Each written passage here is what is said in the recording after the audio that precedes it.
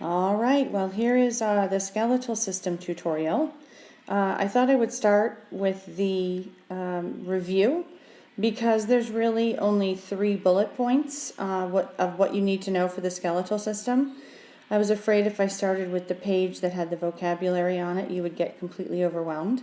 Because it seems like there's a lot of vocabulary because you have to know all the bones. Certainly not all the bones in the body. There's 206 bones in your body, but you need to know those 22 bones, if you count phalanges twice, for your fingers and toes, that we've been reviewing in class. So, like I said, you need to know the bones from the diagram.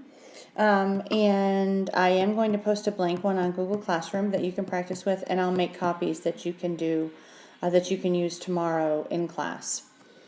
You also need to know the functions of the skeletal system, and that's on a foldable in your interactive notebook.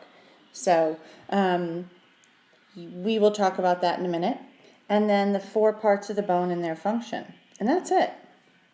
So even though it's a lot of vocabulary, it's those 3 bullet points, is knowing the bones, knowing the function of the skeletal system, and knowing the 4 parts of the bone. Okay, so now let's take a look at the vocabulary. The vocabulary is broken up into different sections, although like I said, it looks kind of overwhelming. But the 4 parts of the bone are right here. The periosteum is the outer covering or the membrane. Then the compact bone, which is the hardest and most dense part of the bone. The spongy bone, and then the bone marrow. And then you have red marrow and yellow marrow. Red makes blood cells and yellow stores fat. And then you have 4 different types of joints. You're going to need to know what those joints are and where to find them in the body. And we'll talk about that in a minute. Then you have 2 types of joints, movable and immovable. So just like the skeletal system is broken up into voluntary and involuntary muscles, the joints in our skeletal system are divided into 2 categories, movable and immovable. So obviously movable can move and immovable can't. An example of immovable joint would be where your ribs meet your sternum. So that is a joint where 2 bones come together, but they can't move. And then the bones in your cranium, you have 2 bones that come together there, but they can't move either. And then you have our bones. So you are going to need to know these from the diagram. But when we play Mother Bird Says in class, it seems like most of you have a pretty good handle on it. So we will practice more of that tomorrow. And then finally we've got cartilage. And cartilage is the softer part of your body, like your nose and your ear is made of cartilage, and a lot of baby skeletons made of cartilage. So I'm going to move on to the specific concepts, and we're going to start with the parts of the bone. Okay, so parts of the bone. I thought I would just go right from the foldable that's in your interactive notebook to use as the example. Now, these are actually 3 parts of the bone, okay, so don't be confused. This is 1 part, 2 parts, and then these 2 are together as the 3rd part. And then you have the periosteum, which is the outer covering, periosteum. Like I said, I don't have my stylus home tonight, so I'm using my finger. That's not too bad. So if you're looking at a bone, and the periosteum would be this outer membrane, and blood vessels go through it that are attached to the bone. So the periosteum is a membrane, and it's very thin. So if I ask you what is the hardest part of the bone, you are not going to tell me it's the periosteum. If I ask you what is the hardest part of the bone, you're going to tell me that it is compact bone. First of all, it just sounds stronger than spongy. You got to admit that. And we all know that marrow is a liquid in the center of the bone, so it can't be that. So its compact bone is the hardest part. So I'll do that in red. Let's see. And then, hang on. So then the compact bone would be this layer here, just on the outside, okay? So fortunately for some of us that aren't very coordinated, there's compact bone on the outside to protect all the gushy stuff on the inside. And now then this would be the spongy bone, and it's kind of looks like a sponge. It's got holes in it, okay? It is also strong, but it has holes in it so that your bones will be a little bit lighter, because if we had dense compact bone throughout all of our skeleton, it would be really hard to move because our bones would be really heavy. And then we have marrow. So let me see if I can find a good marrow color. Okay, so let's go with yellow for marrow. And that would be marrow, okay?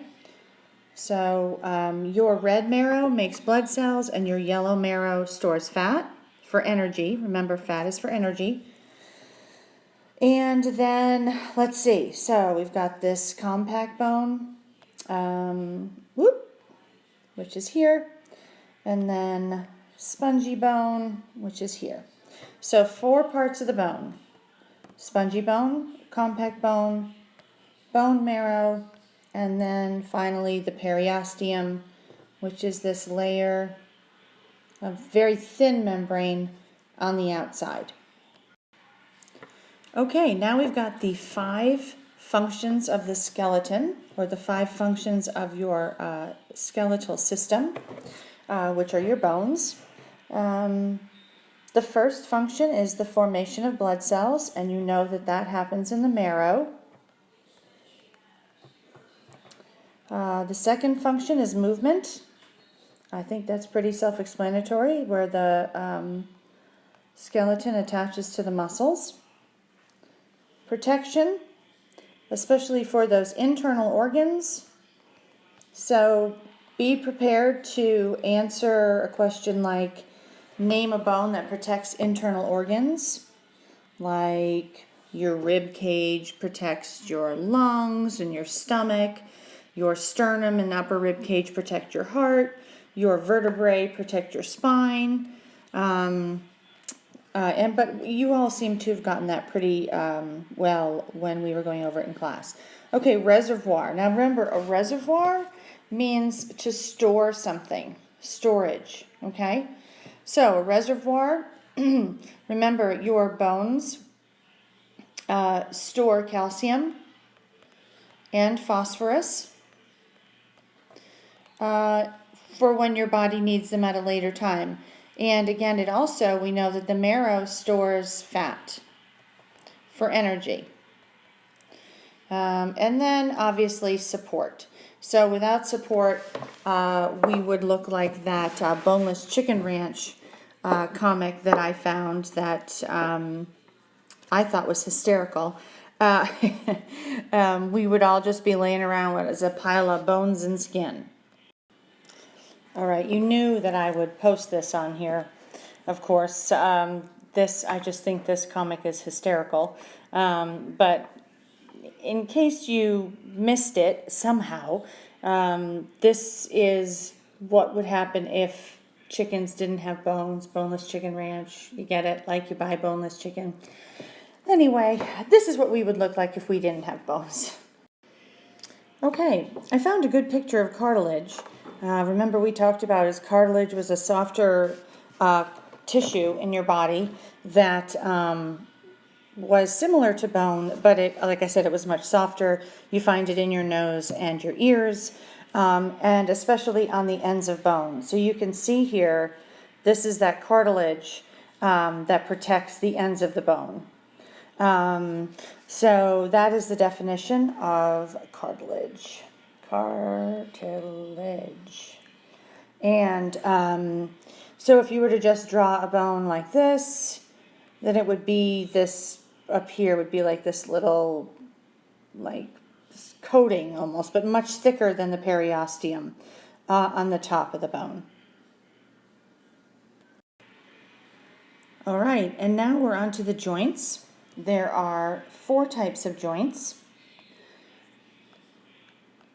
and they are pivot, ball and socket, hinge, and gliding.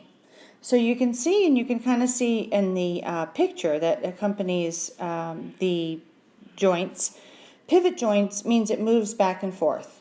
So you pivot your head, you just turn your head back and forth. Another pivot joint would be in your wrist, where you, not really your wrist, but your lower arm, where you can turn your arm almost like you're turning a doorknob. That would be a pivot joint. And any of you basketball players know that when you pivot, you have to plant one foot and only move the other foot because you're kind of going around in circles.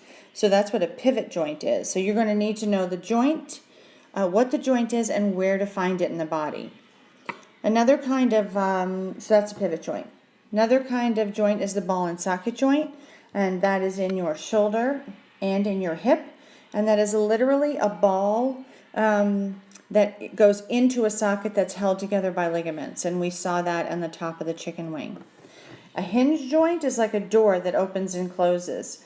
That's the next kind, and you'll find that in your elbows and your knees.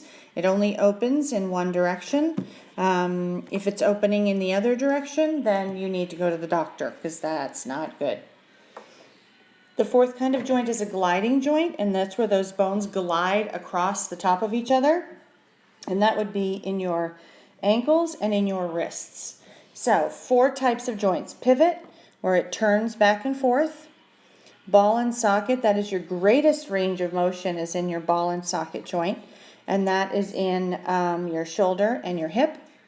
Hinge joint, just like a door. This looks just like a door hinge where it opens and closes. That's in your elbow and your knee. And then a gliding joint where those bones just move across the top of each other, and that would be in your wrist and your ankles. Okay, finally, we've got the bones. And I am going to include some, I already have actually included some links on Google Classroom to some ways to practice memorizing the bones. But the best way to memorize the bones is to use those flashcards that I had you make and label yourselves, label your siblings, label your parents, make the skeleton out of those cards. Repetition, repetition, repetition. That is the best way to learn it. And we'll be going over it tomorrow and playing some games, but there's really no other way. So practice, practice, practice. And hopefully we'll play a lot of Mother Bird Says tomorrow, and maybe I'll even have some prizes. So the best way to do it is to just practice. I am going to have a tutorial after school tomorrow, so you are welcome to join me for that. And your best bet in studying for this test is to break it up into 3 separate units. So study the muscular system, then study the skeletal system, then study the nervous system.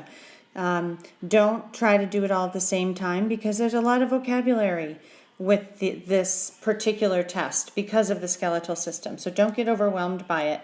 And when in doubt, do your best.